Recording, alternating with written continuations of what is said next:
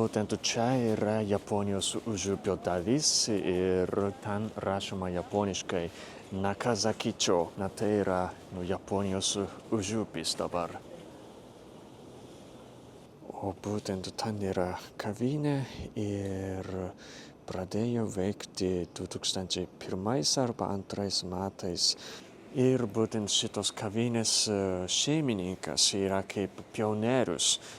Jis pradėjo tam atidaryti kavinę ir po to kiti jauni žmonės irgi pradėjo atidaryti įvairias parduotuvės, kavinės ir restoranus.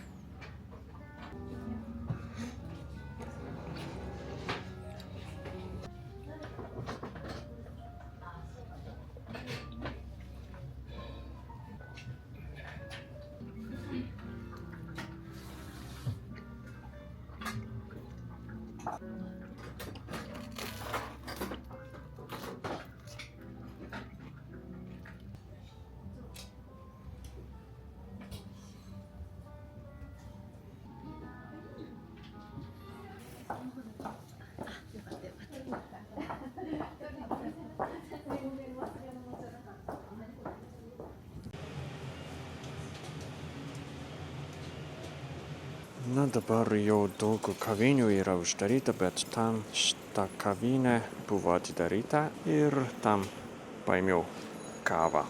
Ir ši kava vadinasi Jingu Mae kava.